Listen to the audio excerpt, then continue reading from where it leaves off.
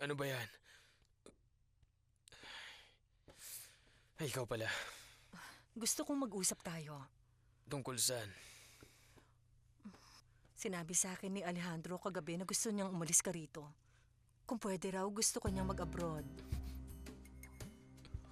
Bakit? Dahil hindi kayo magkasundong dalawa.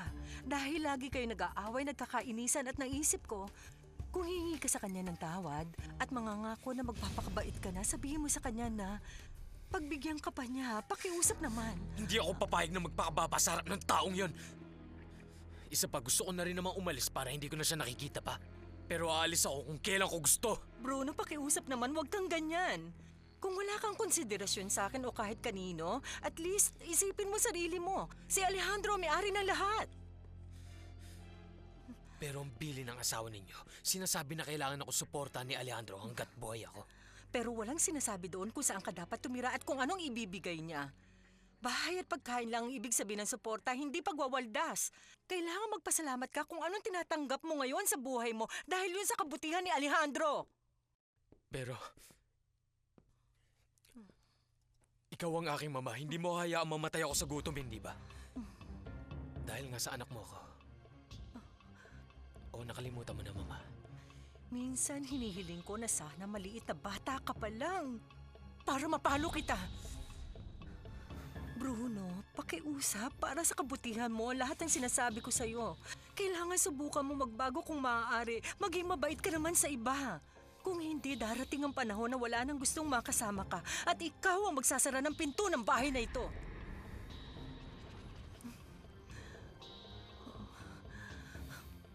Magbihis ka na at bumaba para mag-almusal.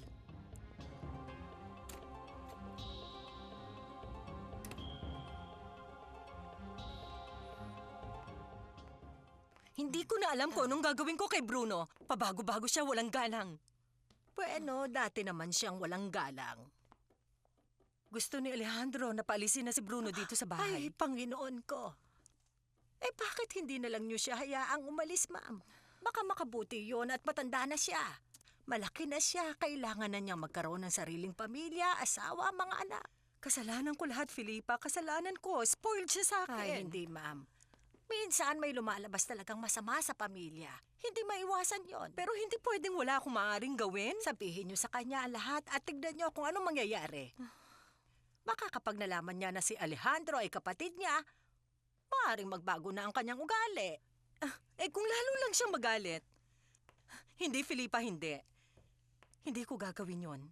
Sana ko nagkamali. Ilang beses ko nang tinatanong ang sarili ko pero hindi ko malaman ang sagot.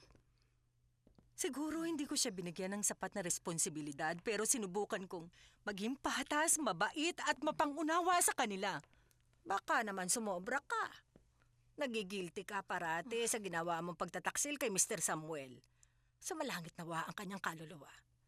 Pero may karapatan ka ring magkaroon ng sarili mong anak. Hindi, Filipa, hindi yun ang dahilan. Umibig kasi ako sa isang teenager. Nabaliw ako sa pagmamahal. Sige, anong sasabihin ko sa kanila?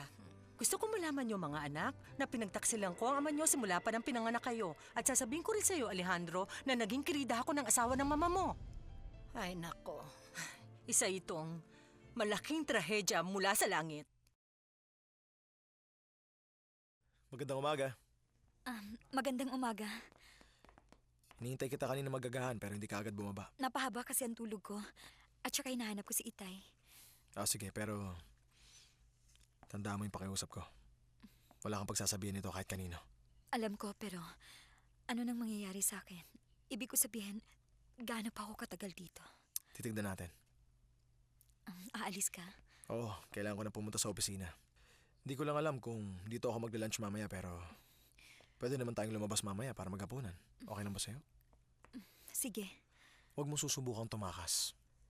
Inutusan ko silang lahat dito na huwag kang hayaang makalabas. Sige, hindi ako tatakas pero hindi mo ako pwedeng ikulong dito habang buhay. Kung sakali sinasabi Teka ko lang sa'yo... sandali, Maria Jose. Tandaan mo wala ka sa lugar para magbigay ng kondisyon. At huwag na huwag mong iisipin na mahina ako sa tuwing may kaharap akong magandang babae. Puntahan mo ng tatay mo.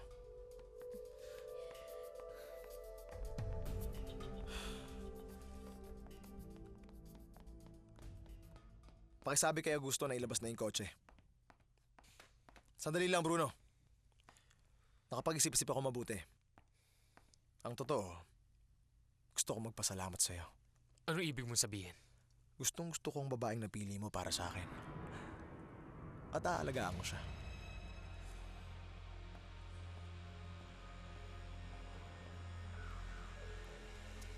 Itay? Itay, gising ka na ba?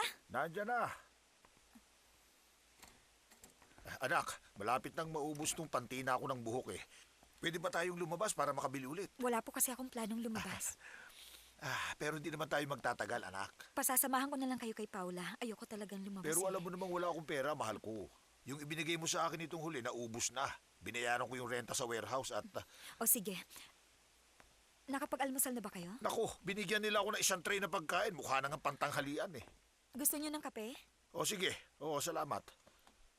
Ano problema, mahal ko? May problema ba kayo ni Alejandro? Hindi.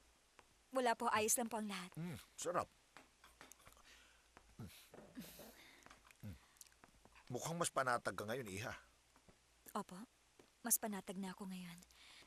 Ngayon hihintayin ko ang gusto ng Diyos. Siyempre, anak ko. Makikita mong walang masamang mangyayari. Maria Jose, hindi ko alam kung saan magsisimula. Kuminsan kasi, naisip ko ang iyong inay lalo na sa ganito kapag... Anong gusto niyo sabihin sa akin, Itay? Kasi nung huli nag-usap tayo sa saki, sinabi mo sa akin na si Alejandro isang mukhang mabuting tao. Naisip ko rin yun. Pero alam kong hindi mo siya mahal. Ang sinasabi ko ay hindi mo siya mahal bilang isang asawa. Yun ang inaalala ko. Dahil ayoko namang gumawa ka ng anumang bagay na hindi mo gusto. Kaya naisip ko na kung sigurado ka na hindi mo siya kayang mahalin, siguro mas mabuting sabihin mo sa kanyang magdiborsyo na lang kayong dalawa. Napag-usapan na namin yan ni Alejandro. Talaga? Pumayag ba siya? Itay, mukhang maghihiwalay na kami. Kailanan ako? Lalabas po kami mamayang gabi at doon namin pag-uusapan ng bagay na yan. Kung sa bagay, kahit naman paano, nakapagbakasyon naman tayo dito, hindi ba, Iha? Opo. Mag-aayos na ako para makaalis na kami mamaya. Hihintayin ko kayo sa bahay. Ibibigay ko ang pera kay Paula at sasabihin ko na samahan niya kayo. Sige, Iha, salamat.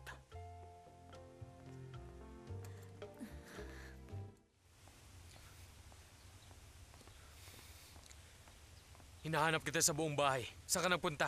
Pinuntahan ko si Itay. Halika. May tinanong ba si Alejandro sa'yo kagabi? Ano yun? Gaya ng sinabi ko sa'yo, alam niya ang lahat. Wala lang siya ebidensya. Siyempre, nagsinungaling ako sa kanya at sana ganun din ang ginawa mo. Hindi, wala siyang sinabi sa akin ng ganyan. Nagkukunwari pa siya. Sigurado akong hindi kanya paaalisin hanggat hindi kanya nakakatabi sa kama. Pero ngayon, hindi niya makukuha ang gusto niya. Dahil inayos ko ng lahat. Pupunta tayo sa Amerika mamayang gabi. Ang mga papeles, wala nga tayong visa o passport, di ba? Pwede naman tayong pumunta sa Mexico para ayusin ang passport natin. Mabilis lang naman yun kaya wala magiging problema. Ang mahalaga ay mailabas kita agad dito nang walang nakakaalam kung nasaan ka. Hindi ako tatakas. Bakit? Dahil gusto kong gawin ng tama ang lahat, Bruno. Napag-usapan na namin ang tungkol sa diborsyo. Akala mo ba ibibigay niya yon? Nasisiraan ka na, ngayon pa na nagsususpecha na siya. Kahit na, hindi ako aalis gaya ng sinasabi mo. Gagawin mong lahat ng sinasabi ko sa'yo. Ayoko. Bruno? Ano yun? Excuse me po. Bakit ganyan ka magsalita? Bakit ganyan ka sumagot sa akin? Sorry, Mama. Anong sinasabi mo kay Maria Jose? Hindi ba gusto niyo maging mabait ako sa lahat? Niyayaya ko siyang mamasyal sa buong syudad. Nasisiraan ka na ba ng ulo? Siya pang niyayaya mo para si Alejandro ay lalong magalit sa'yo? Ano ba talagang pumasok sa utak mo? Walang problema sa akin. Wala.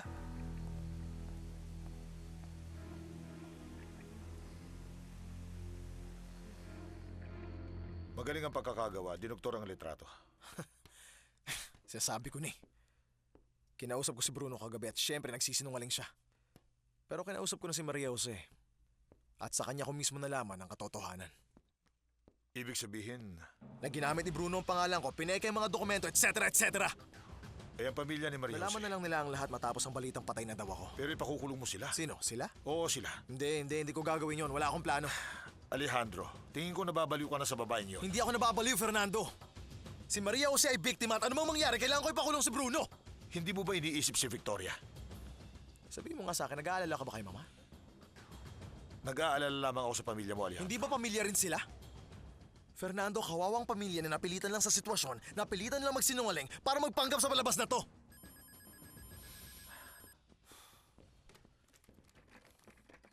Hello? Papasukin niyo siya. Hindi ka siguro sangayon sa akin. Sa tingin ko, nadadala ka lang ng awa sa babaeng may maamong mukha, pero mapanganib. Titignan na lang natin.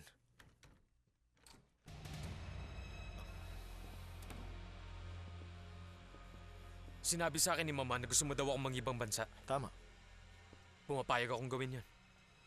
Aba, hindi ko inaasahang papayag ka kaagad. Pero kailangan ko ng pera. Bakit? Wala na ba sa account mo? Meron, pero kailangan ko pa. Talaga? Magkano? $1,000,000. Bruno, hindi kaya sobra naman yun? Kalahati lang. Kung ayaw mo, huwag.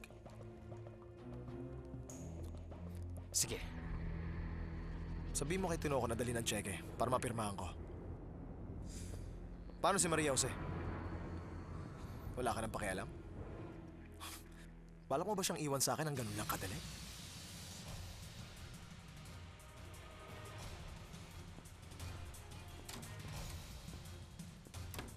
Masyado mo siyang sinusubukan. Masyado gusto ko siya sumabog! Para hindi niya makuha si Maria Jose, maglalagay ako ng security guards. Kailangan sabihin ko sa ito, Alejandro. Meron ka lang 1 buwan para pa walang bisa ang kasal ninyo, depende yun sa petsa ng kasal ninyong dalawa ni Maria Jose. Maliban na lamang kung may nangyari na sa inyong dalawa. Kaya pag-isipan mo, dahil wala ka ng sapat na panahon.